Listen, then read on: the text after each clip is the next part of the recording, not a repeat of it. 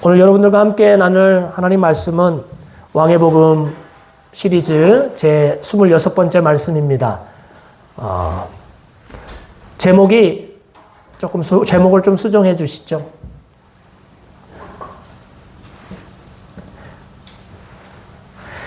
네, 제목은 신자와 거의 신자. 신자와 거의 신자. 다음 주까지 두 번에 걸쳐서 말씀을 함께 나누도록 하겠습니다. 네, 신자와 거의 신자 첫 번째 말입니다. 첫 번째 말씀입니다.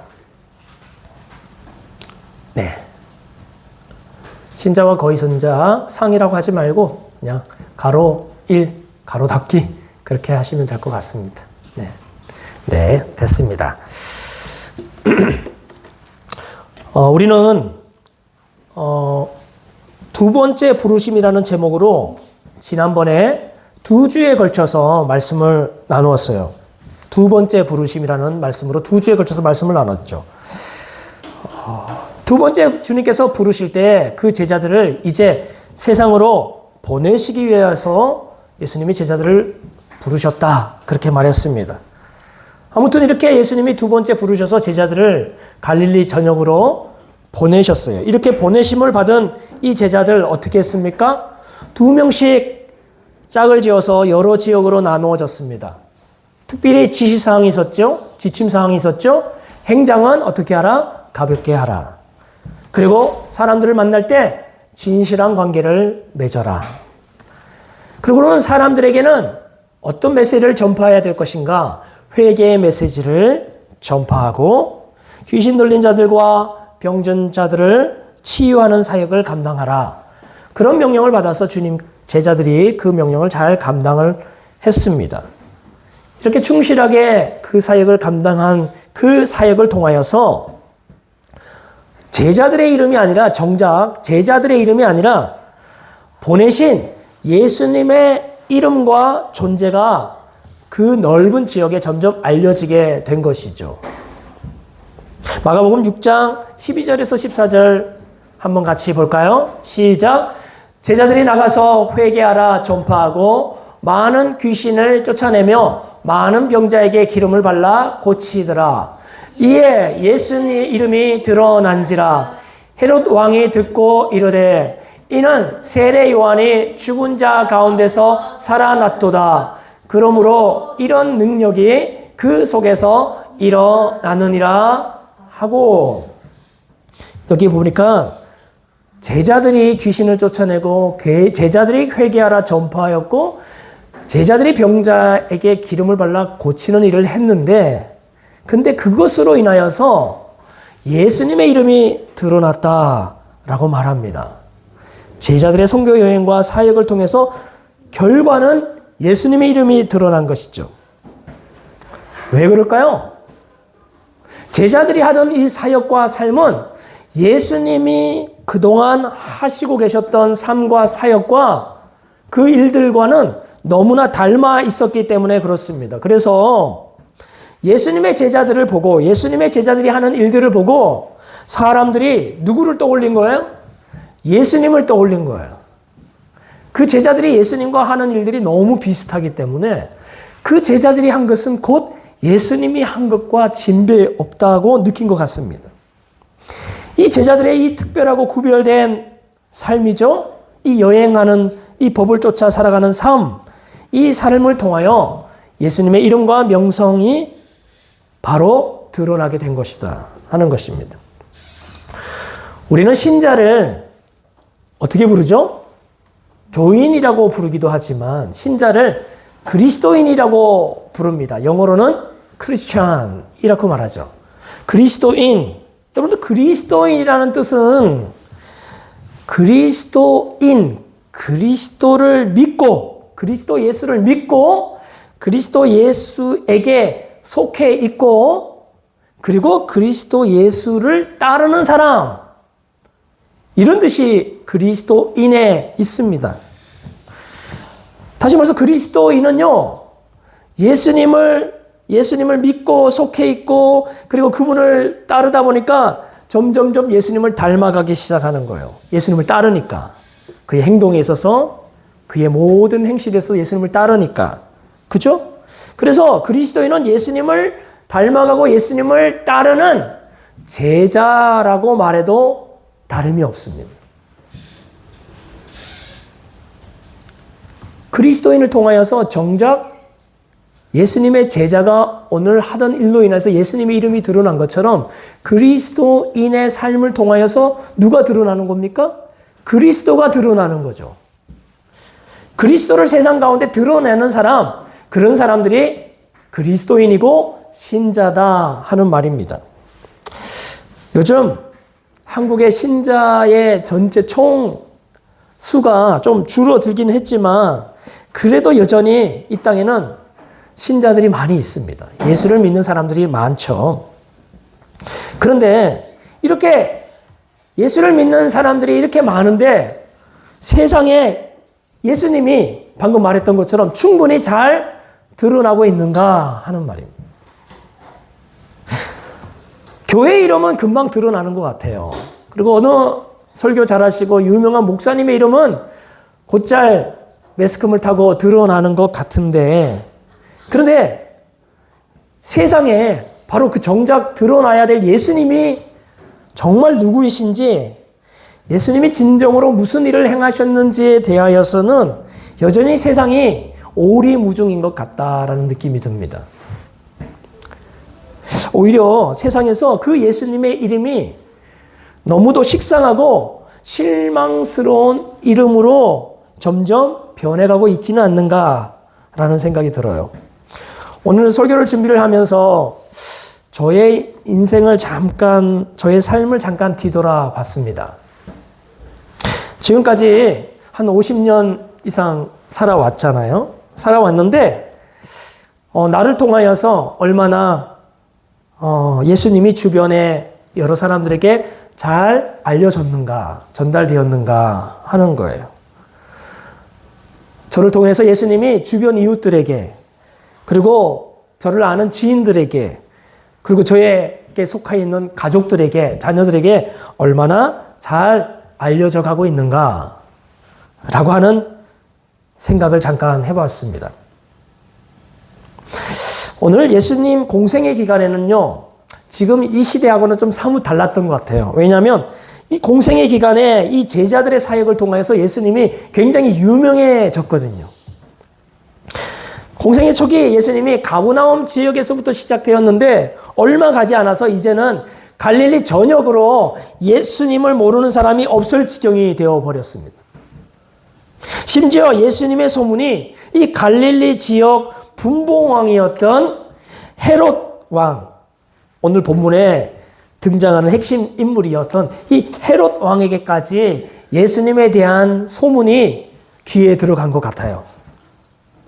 오늘 우리가 읽었던 본문이 짧지 않았던 14절에서 29절까지 우리가 읽었는데 그 내용을 우리가 요약해 보자면 그냥 세례 요한의 죽음에 대한 이야기예요.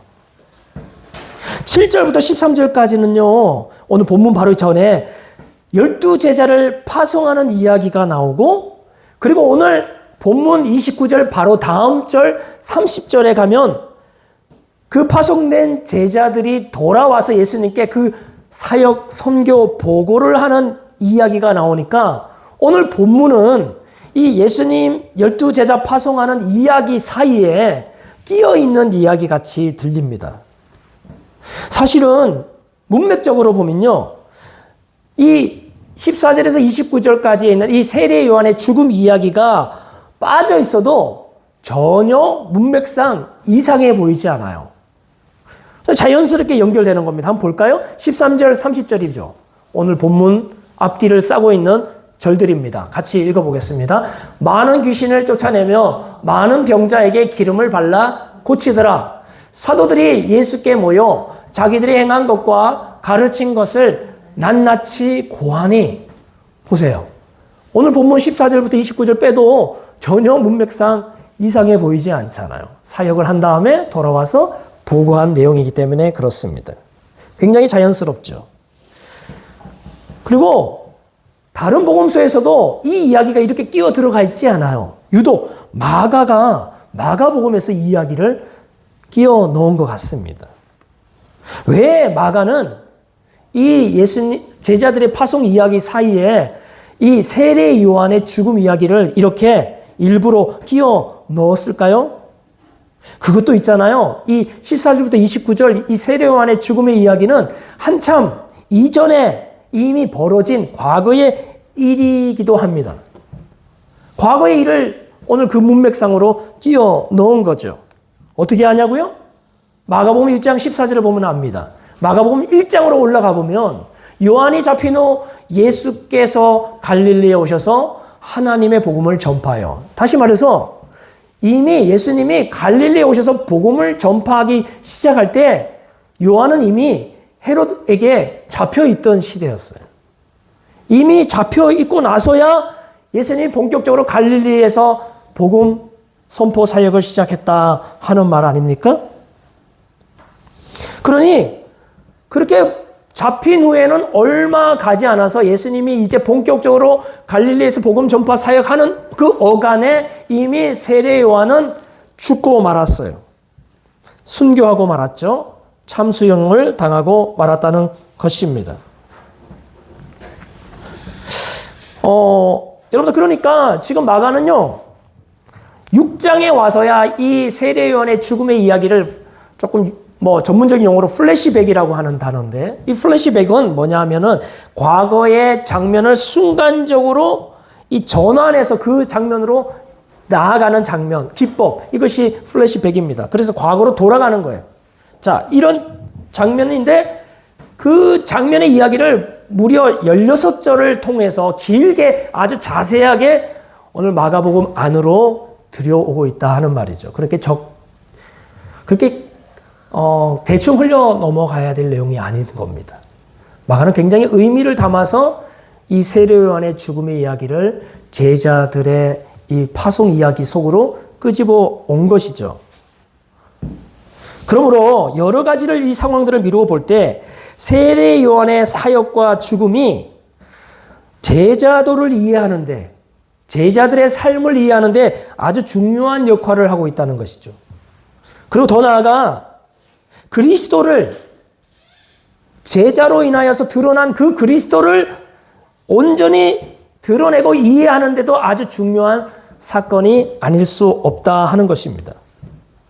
그렇다면 오늘 본문 세례 요한의 죽음에서 우리는 제자의 삶에 어떤 부분을 주목할 수 있을지를 한번 살펴보도록 하겠습니다. 제자의 삶은 그리스도를 드러내는 삶인데 이 그리스도를 드러내는 삶을 오늘 이 본문을 통하여서 우리는 뭐라고 말할 수 있냐면 회개를 전파하는 삶이다.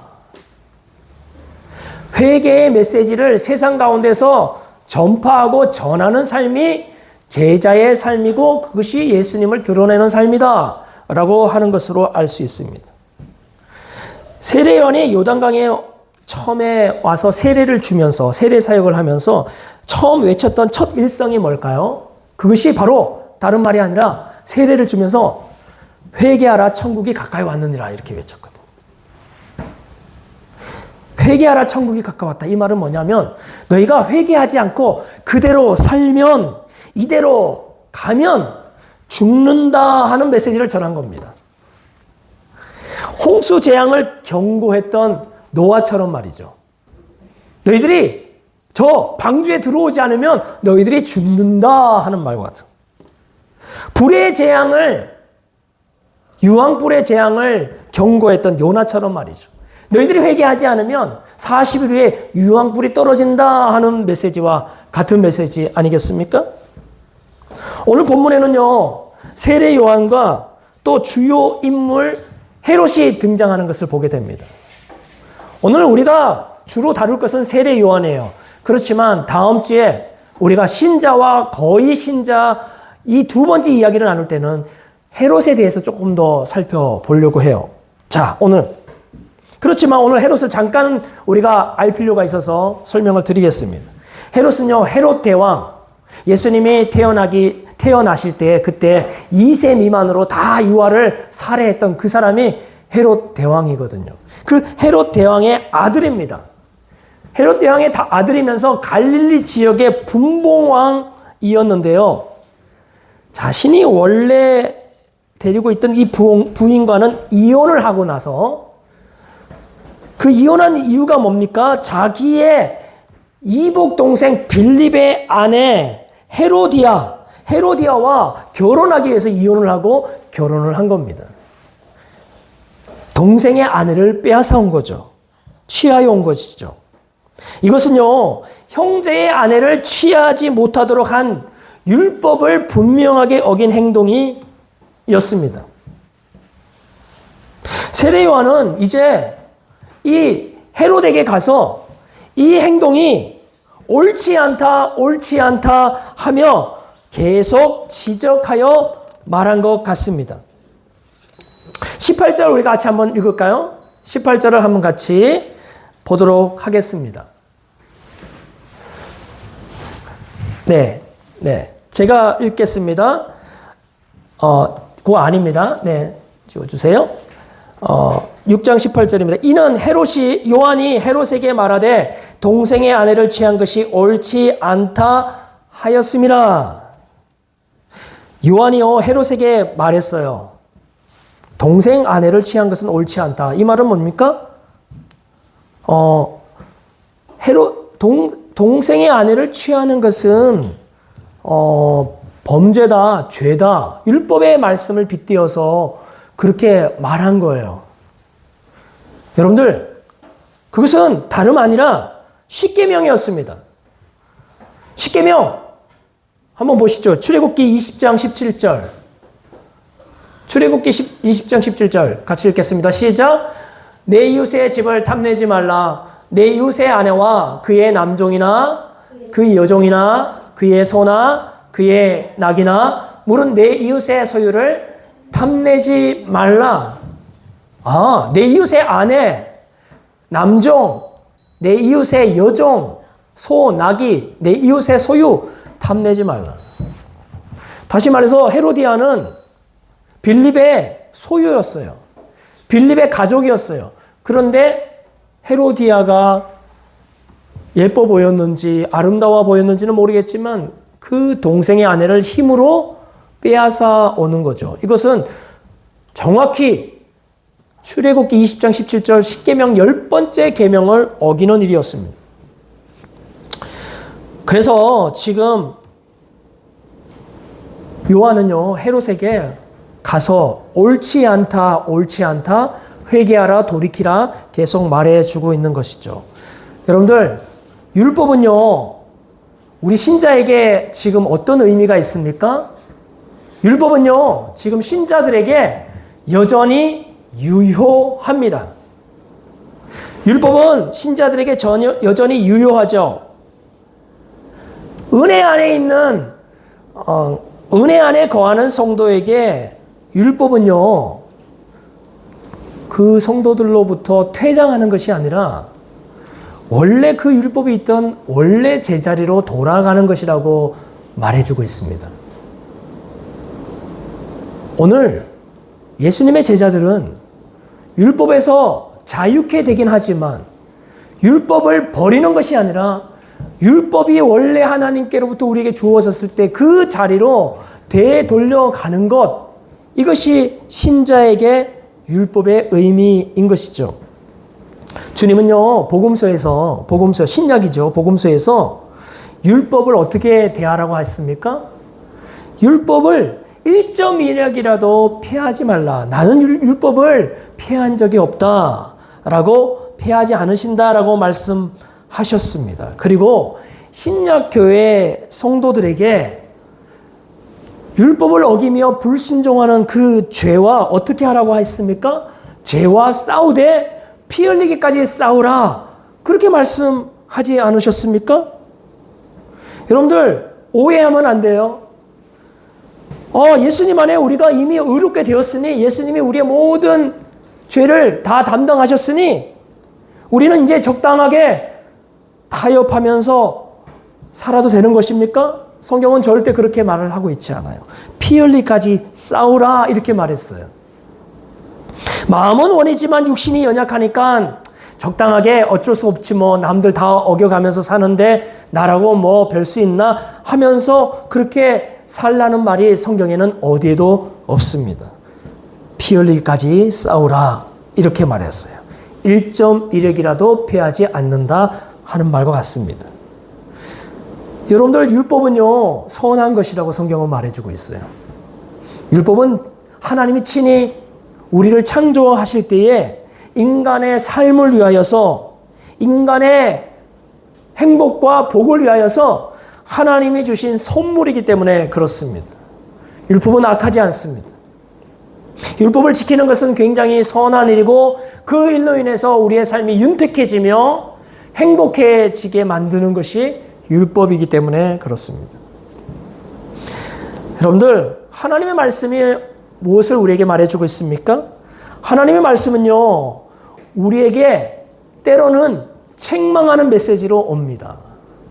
우리가 율법을 어길 때에 하나님 말씀을 저버리고 살아갈 때에 오히려 그 하나님의 말씀이 우리에게 교훈과 책망과 바르게 함과 의로 교육하기에 유익한 말씀이 하나님의 말씀이죠. 다시 말해서 제일 앞에 있는 것이 뭡니까? 교훈하고 책망하는 것입니다.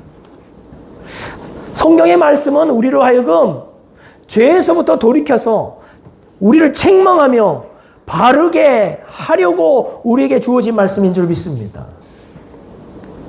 그래서 성경의 말씀을 우리가 들을 때 우리가 그동안에 머물러 있던 그 죄악의 자리에서 일어서서 돌아서서 회개하고 그리고 바르게 서고 지속적으로 주님 앞에 나오도록 우리를 계속 책망하고 바르게 하시는 말씀이시죠. 오늘 우리가 설교를 듣습니다. 매주 설교를 듣습니다. 성경을 읽습니다. 그때마다 하나님의 성령으로 감동된 말씀은 우리를 책망하게 돼 있어요. 우리가 바르지 않는 것에 대하여서 찔림을 받고 돌아서게 해 주십니다. 우리를 바르게 서도록 우리를 가르치는 말씀입니다. 오늘 세례 요한이 그가 전했던 말씀이 뭡니까? 사람들을 책망하는 말씀이었어요. 회개하라고 책망하는 말씀이었어요. 그 자리에서 머물러 있지 말고 돌아서라 라고 그렇게 경고하는 메시지 아니겠습니까? 여러분들 이 세례 요한의 이 회개 전파 사역은요 제자들이 나가서 회개하라 전파하는 모습과 굉장히 닮아 있어요. 그러고 보니까 이제 세례 요한의 이야기가 왜 여기로 들어왔는지가 조금 뭔가 가닥이 좀 잡히는 것 같습니다. 제자들 보고도 회개하라 전파하였는데 세례 요한도 회개하라 전파했기 때문에 그래요. 그런데 여러분들 놀랍게도 있잖아요. 예수님의 사역도 회개를 전파하는 사역인 거 아십니까? 마가복음 1장 15절이에요. 이르시되 때가 찼고 하나님의 나라가 가까이 왔으니 회개하고 복음을 믿으라 하시더라. 예수님이 처음 오셔서 이르시면서 외쳤던 게 뭐냐면 때가 찼고 하나님 나라 가까이 왔으니 회개하고 복음 믿으라. 이 말씀 누가 한 겁니까? 예수님이 하신 거거든요. 다시 말해서 예수님도 예수님의 제자도 세례 요한도 똑같이 뭡니까? 회개하라. 회개하라. 회개하라. 하신 말씀이에요. 자, 지금 세례 요한이요 헤롯에게 가서 회개하라고 외친 거예요. 그가 요단강에서 외쳤던 그 메시지 그대로 궁중에 들어가서 아마 자기를 굉장히 호의적으로 대했던 그 헤롯에게 아주 아픈 소리를 한 거예요. 회개하라고, 옳지 않다고 그렇게 말한 겁니다. 여러분들 헤롯에게 당신이 지금 한 행동, 헤로디아를 취한 행동은 옳지 않습니다라고 말했던 그 말하다라고 하는 이 동사가요 헬라어로 엘레겐이라고 하는 동사인데 이 엘레겐이라고 하는 동사는요 말은 하는데 반복적으로 말하는 것을 말할 때 쓰는 동사예요. 한 번 말한 게 아닙니다. 세례 요한이 헤롯에게 계속 말한 거예요. 옳지 않습니다. 회개하십시오. 멈추십시오. 돌이키십시오.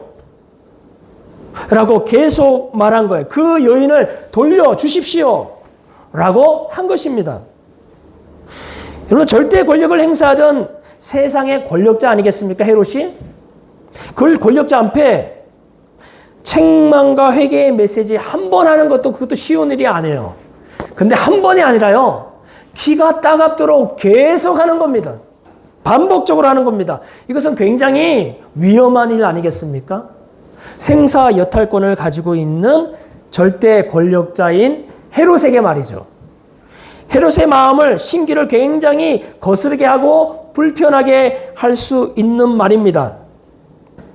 세례 요한이요, 그냥 그렇게 하지 말고 절대 권력자의 심기를 거스르지 않게 그냥 한두 번 정도 말하고 못 알아들으면 아유, 자기 탓이겠지, 자기 몫이겠지 하고 넘어갈 만도 한데 계속 사역을 한 거예요. 그냥 한 번 정도 말하고 그 다음에 가볍게 회개 제안한 다음에는요, 특별히 서로 무한하지 않게, 어색하지 않게 편안한 관계를 적당히 유지하면서도 그가 세례 요한의 사역들을 할 수도 있었겠다 싶은 생각도 들어요. 그런데 왜 세례 요한은 이렇게 엘레겐, 반복적으로 말했을까요? 반복적으로 말했다는 것은 마침내 헤롯이 돌이켜서, 죄에서부터 돌이켜서 하나님께로 돌아오기를 볼 때까지 한 거 아니겠습니까? 이것은 바로 그 말이에요. 이대로 살면 안 된다라고 외친 겁니다. 내가 당신을 정말 귀하게 여기는데 이대로 살면 당신 망하고 죽습니다라고 전파한 거예요. 그것이 회개를 전파하는 마음이에요. 여러분들, 헤롯을 정말 아끼는 마음이 있기 때문에 그가 심기가 불편할 수도 있는 말을 계속 내뱉을 수 있을 만큼의 세례 요한에게 용기가 있었던 거예요. 그로부터 배척을 당할 수도 있는데. 여러분들, 우리가 제자들도요, 복음을 전했잖아요. 복음을 전하니까 어떤 사람은 그를 환대하기도 하지만 어떤 사람을 복음을 듣지 않고 그 사람을 영접지도 않고 거절하기도 하지 않습니까? 우리가 전하는 메시지는요, 어떤 에게는 굉장히 소중하게 받아들여지기도 하지만 어떤 사람들에게는 굉장히 무시를 당하기도 하고 오히려 우리를 이상한 사람 보는 것처럼 볼 수도 있는 말입니다. 그럼에도 불구하고 세례 요한에게는 용기가 있었어요. 뭐 때문에? 하나님을 사랑하고 네 이웃을 내 몸같이 사랑하기 때문에 그렇습니다. 내가 저라면 지금 얼마나 위급한 처지에 있는가라는 생각이 드니까 회개를 전파하지 않겠습니까? 두 번째, 헤롯은 있잖아요. 왕이 아닙니까? 왕. 요즘 말로는 인플루언서입니다. 인플루언서가 뭡니까? 네, 영향력 있는 사람 우리 인플루언서라고 그러잖아요. 그죠? 그때 당시에 왕은 사람들에게 굉장히 영향력이 있습니다. 그가 어떤 행동을, 어떤 선택을 하느냐에 따라서 그 분봉왕이 다스리는 그 많은 사람들은 영향을 받게 되어 있는 것입니다. 요즘에는요, 동성연애에 대한 시각들이 많이 예전하고 달라졌어요. 제가 좀 어렸을 때만 해도 동성연애하면 굉장히 혐오스러운 행위라고 생각을 했던 것 같아요. 그리고 동성연애자는요, 약간 정말 거리끼는 느낌이 들 정도로 그렇게 느껴졌습니다. 그래서 예전에는요, 교회를 다니는 사람이나 교회를 안 다니는 사람이나 동성연애에 대해서 굉장히 부정적으로 생각하고 금지시했던 것이었던 거죠. 그런데 제가 한 20대, 30대쯤 돼서 언젠가 방송계에 그 동성연애를 하는 몇몇 사람들 몰랐죠, 처음에는. 근데 그런 사람들이 방송에 나오다가 자기가 동성연애자라는 것을 사람들 앞에 커밍아웃을 했어요. 커밍아웃을 했는데 처음에는 좀 충격을 받았는데 그 사람들이 워낙 이미 방송을 타고 사람들하고 익숙해지다 보니까 그냥 예전처럼 그렇게 충격적이지는 않았던 것 같아요. 그래서 그 사람들이 동성연애를 하면서도 방송에 계속 한 번, 두 번, 세 번 이렇게 나오면서 사람들이 조금씩 익숙해지는 거예요. 동성연애도 막 이상한 거 아니구나 라고, 자기 취향일 수 있겠구나 라고 생각하기 시작하는 겁니다. 여러분들, 이렇게 인플루언서들의 어떤 행동이나 모습은 많은 사람들에게 상당한 파급을 가지고 있어요. 이렇게 영향력 있는 사람은 그 사람의 모습은 결코 자기만의 문제가 아니고 그 사람의 변화와 그 사람의 선택은 수많은 사람들에게 영향을 끼치는 결코 작지 않는 일이다 하는 것입니다. 세례 요한의 입장에서는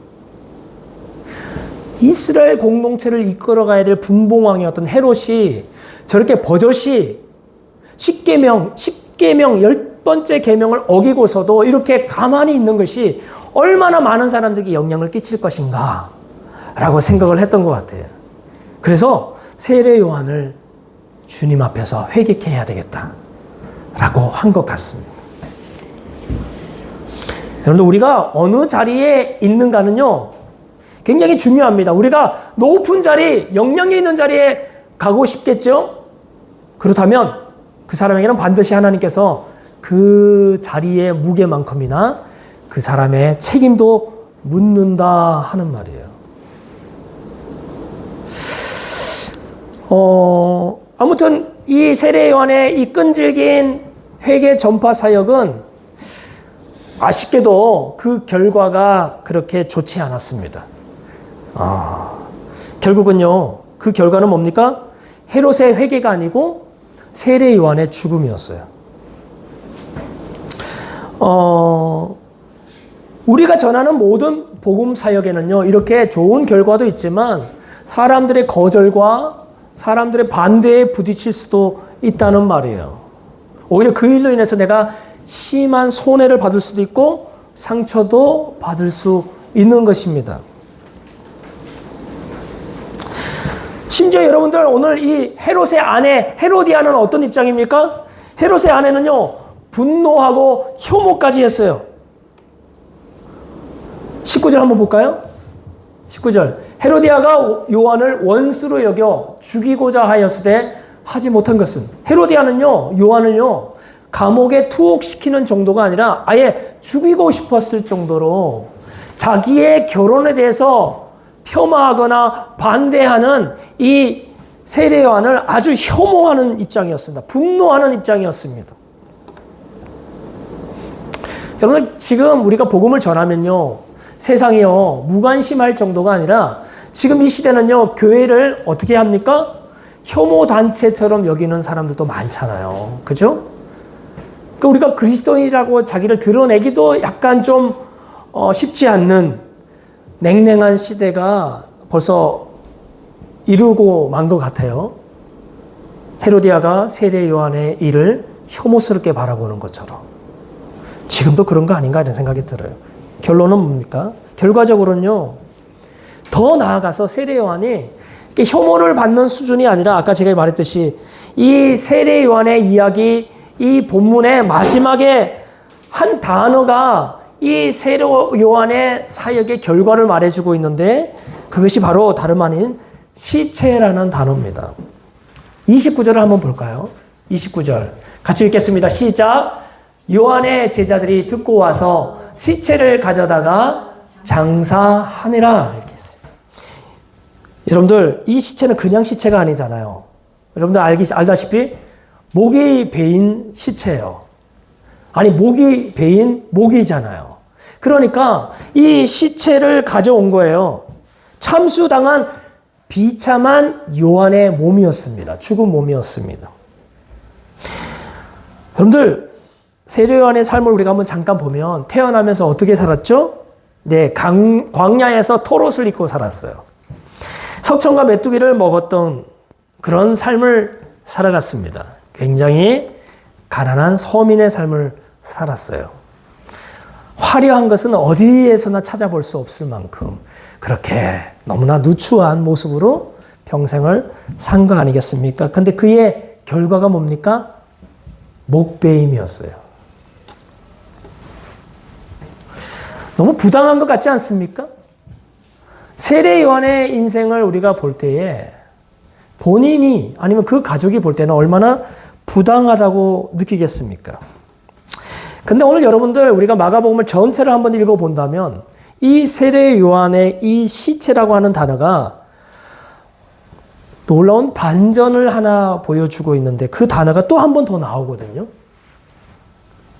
그 마가복음, 똑같은 마가복음에 단어가 시체라는 단어가 또 나오는데 15장에 한번 가보시겠습니다. 아주 뒤편이죠. 15장 44절부터 45절 같이 읽겠습니다. 시작. 빌라도는 예수께서 벌써 죽었을까 하고 이상히 여겨 백부장을 불러 죽은 지가 오래냐 묻고 백부장에게 알아본 후에 요셉에게 시체를 내주는지라. 여기서 시체가 누구 시체입니까? 예수님의 몸 아닙니까? 그죠? 예수님의 몸을 말할 때도 그 시체라는 단어를 썼어요. 마가는요, 그냥 의도적으로 쓴 겁니다. 바로 이 세례 요한의 죽음과 예수님의 죽음을 서로 연결해 놓은 것이죠. 요한의 이 고난의 삶, 가난의 삶, 그리고 부당하고 억울한 삶은 예수님의 죽음과 연합한 삶이라고 오늘 마가복음은 강변하고 있는 것 같아요. 여러분, 세상에서 부당한 삶을 살아가는 가장 첫 번째 사람이라고 말한다면 누구를 말할 수 있겠어요? 바로 예수님 아니겠습니까? 예수님처럼 높고 영광스러운 분이 가장 비참하게 죽으시고 그리고 사람들로부터 멸시와 침뱉음을 당하시니 부당한 삶의 모델은 다름 아닌 예수님이세요. 하나님께서 미리 예비하신 사람 이 세례 요한의 삶은요, 이렇게 세상에서 그렇게 부당하고 억울할 수 없었지만, 근데 무엇이 반전입니까? 그 삶이 어떤 한 분의 삶을 너무나 잘 드러내고 있기 때문에 그래요. 제가 처음에 그랬잖아요. 그리스도인은요, 그리스도를 드러내는 사람이에요. 그리스도를 잘 드러내는 것만큼 영광스러운 게 없어요. 왜냐하면 그리스도를 잘 드러냈다는 말은 그리스도와 너무 닮았다는 말이고, 그리고 그리스도께서 받으시는 그 고난으로 인한 영광을 함께 누리게 될 사람이기 때문에 그렇습니다.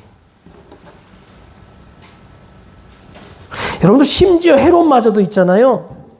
예수님의 가르침과 삶이 세례 요한의 그것과 너무나 헷갈릴 정도여서 다른 모든 사람은요, 제자들의 사역을 통해서 예수님의 이름이 드러났을 때 그 예수님의 존재를 통하여서 이 사람은 선지자가 아닌가, 선지자들 중에 한 사람이 아닌가라고 하는 그러한 견해에 손을 들어줬는데 유독 헤롯은 있잖아요.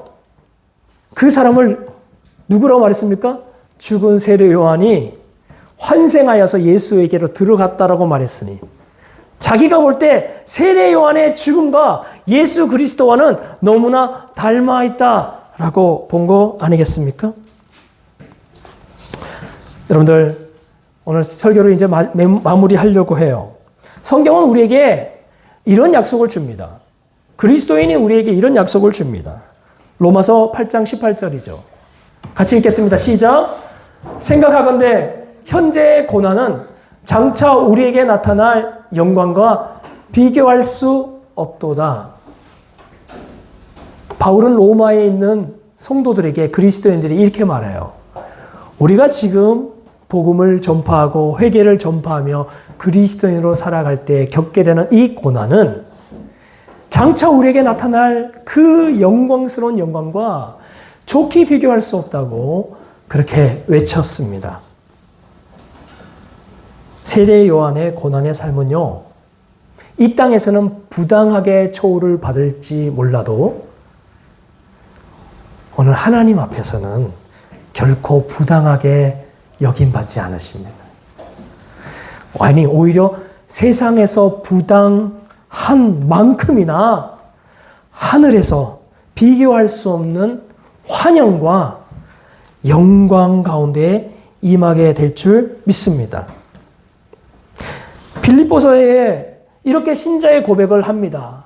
나의 간절한 기대와 소망을 따라 아무 일에든지 부끄러워하지 아니하고 지금도 전과 같이 온전히 담대하여 살든지 죽든지 내 몸에서 그리스도가 존귀하게 되게 하려 하나니, 나의 간절한 기대와 소망을 따라 내가 어떤 일에든지 부끄러워하지 않겠다.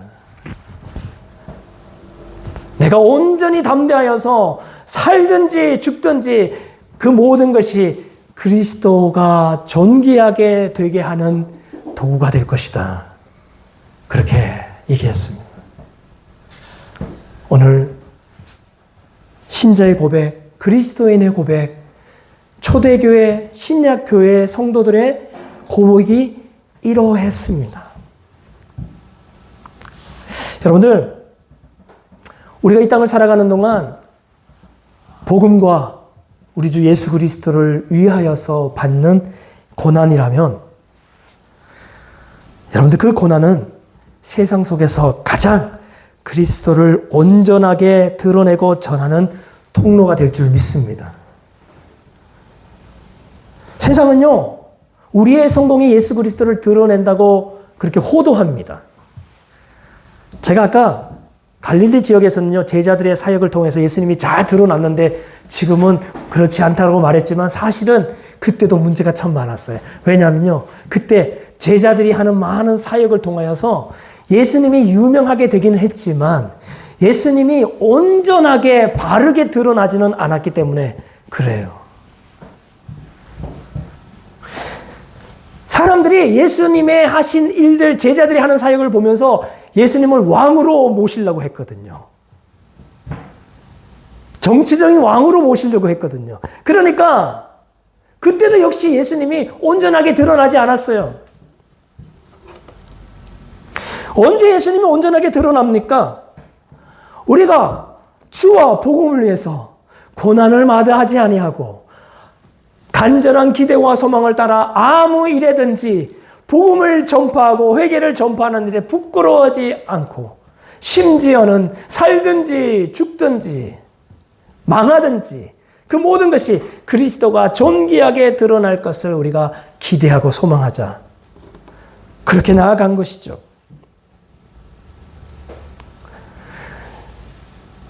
여러분, 마가는요, 이 세례 요한의 죽음과 이제 예수 그리스도가 죽으시고 부활하신 이후에 그 제자들에게 다시 연결해 가기 시작한 거예요. 왜냐하면 마가복음은 AD 60년대에 마가가 섬겼던 그 교회 공동체에게 주는 편지였기 때문에 그래요. 그러니 마가는 그 성도들에게 예수 그리스도를 어떻게 드러낼 건가?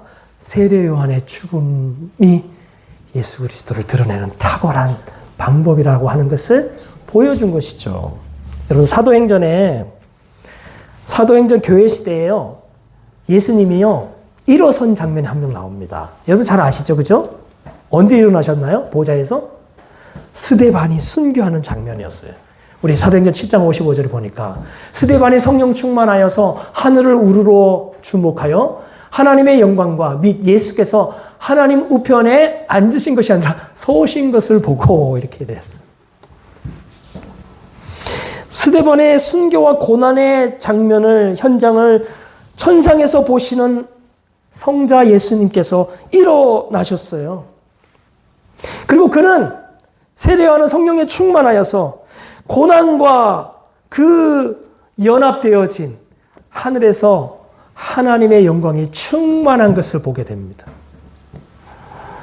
여러분들, 우리가 눈이 열려서 이 땅 가운데서 살든지 죽든지 어떤 일에든지 부끄러워할 수 있는 어떤 상황 가운데서도 그것이 주와 복음을 위해서 받는 고난이라면 그것은 예수 그리스도의 고난을, 예수 그리스도의 희생을 가장 잘 드러내는 그러한 핵심적인 사역이라고 오늘 우리에게 보여주고 있는 줄 믿습니다. 오늘 이 말씀으로 오늘 설교를 마치려고 하는데요. 빌립보서 1장 29절 보고 말씀을 마치도록 하겠습니다. 같이 읽겠습니다. 시작. 그리스도를 위하여 너희에게 은혜를 주신 것은 다만 그를 믿을 뿐 아니라 또한 그를 위하여 고난도 받게 하려 하심이라. 여러분들, 그리스도를 믿는 사람, 그리스도로부터 은혜를 받은 사람을 우린 그리스도인이라고 그래요. 우리가 은혜를 받아서 그리스도를 믿는 그리스도인이 되었습니다. 이제는 그리스도를 위하여서 고난도 받게 하려고 우리를 부르신 줄 믿습니다. 고난을 받을 때에 우리가 주와 복음을 위해서 고난을 받을 때에 오늘 우리가 가장 세상 속에서 예수 그리스도를 온전하게 그리고 선명하게 드러내는 귀한 사명자가 될 줄 믿습니다. 그러한 도샘교회 저와 여러분들 되시기를 예수 그리스도로 축복합니다. 아멘.